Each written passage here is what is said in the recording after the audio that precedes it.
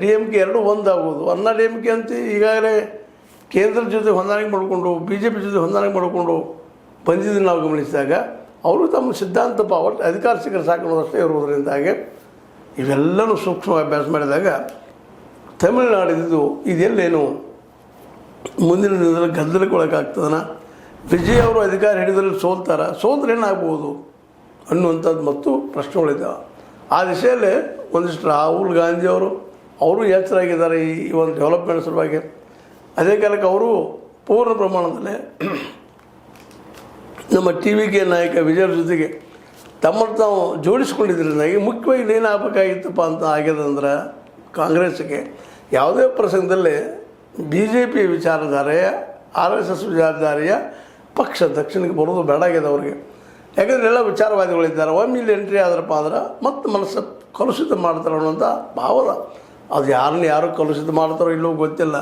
ಆದರೆ ನಮಗೆ ಇಲ್ಲಿ ಅನಿಸೋದು ಏನಪ್ಪ ಅಂದ್ರೆ ಈ ಸಂದರ್ಭದಲ್ಲೇ ಈ ವಿಜಯ್ ಅವರು ಇನ್ನಷ್ಟು ಸಂಯಮ ತಗೊಂಡು ಇನ್ನೊಂದಿಷ್ಟು ಸಹನೆಯಿಂದ ತಮ್ಮ ಪಕ್ಷವನ್ನು ಇನ್ನೊಂದು 2 ಅಥವಾ 3 ಜನ ಬರ್ತಾರಿಲ್ಲ ಅಂತಲ್ಲ, ನಿಶ್ಚಿತವಾಗಿ ಸಪೋರ್ಟ್ ಮಾಡ್ತಾರೆ.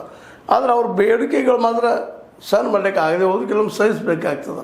ಅಧಿಕಾರ ಹಿಡಿದಷ್ಟೇ ಅಲ್ಲ, ಅಧಿಕಾರ ಸರಿಯಾಗಿ ಸಮರ್ಪಣೆ ಮಾಡ್ಕೊಂಡು ರೂಪದಲ್ಲಿ ಜನರಿಗೆ ಮುಟ್ಟುವಂಥ ಕೆಲಸ ಮಾಡಿದ್ರೆ, ಗುಡ್ ಅಡ್ಮಿನಿಸ್ಟ್ರೇಷನ್ ಮಾಡಿದ್ರೆ ನಿಶ್ಚಿತವಾಗಿಯೂ ಜನ ಒಪ್ಕೊಳ್ಳುವಂಥ ಪ್ರಸಂಗ ಬರ್ತದೆ. ಮತ್ತಿಲ್ಲ ಇನ್ನೊಂದು ನಾವು ಗಮನಿಸಬೇಕಾಗಿದ್ದು, ಇವತ್ತು ಕಾಂಗ್ರೆಸ್ ಇರ್ಬೋದು, CPI ಇರಲಿ, CPM ಇರಲಿ, ಇವೆಲ್ಲ ಈಗಾಗಲೇ ಹೋರಾಟ ಮಾಡಿ ಸೋತ ಪಕ್ಷಗಳನ್ನ ಇವ್ರಿಗೆ ಅನುಭವ ಅದ, ರಾಜಕೀಯ ಅನುಭವ ಅದ.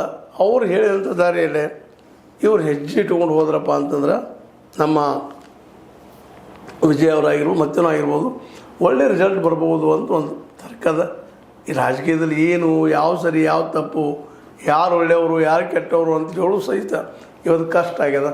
ಏನೋ ಆಗಲಿ ವಿಜಯ್ ಅವರು ಒಂದು ಹೊಸ ಪಕ್ಷ ಕಟ್ಕೊಂಡು ಆ ಪಕ್ಷದ ಮೂಲಕ ತಮಿಳುನಾಡನ್ನು ಆಳುವಂಥ ಒಂದು ಕನಸು ಕಂಡಿದ್ದ ಸುಳ್ಳೇನಲ್ಲ.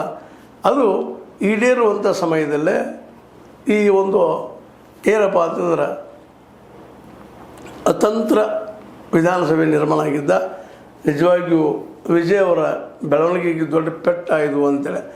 ಇನ್ನು ವಿಜಯ್ ಅವರಲ್ಲಿರುವಂಥ ಆಯ್ಕೆ ಏನಿರ್ಬೋದು, ಒಂದು ಇವ್ರಿಗೆ ಕೇಳಿದ್ದೆಲ್ಲ ಕೊಟ್ಟುಕೊಂಡು ರಾಜಕಾರಣ ಮಾಡ್ಕೊಂಡು ಹೋಗುವಂಥದ್ದು. ಅದನ್ನು ಮಾಡೋದರಿಂದ ಏನಾದರೂ ಪರಿವರ್ತನೆ ಮಾಡಲಿಕ್ಕೆ ಸಾಧ್ಯನಾ ಈ ಜನ ಕಟ್ಕೊಂಡ? ಇಲ್ಲ, ಬೇಕಾದಾಗಲಪ್ಪ ಏನು ಬೇಕಾದಾಗಲಿ ಇನ್ನೊಮ್ಮೆ ರಾಜೀನಾಮೆ ಕೊಡ್ತೀನಿ, ನಿಲ್ತೀನಿ ನಾನು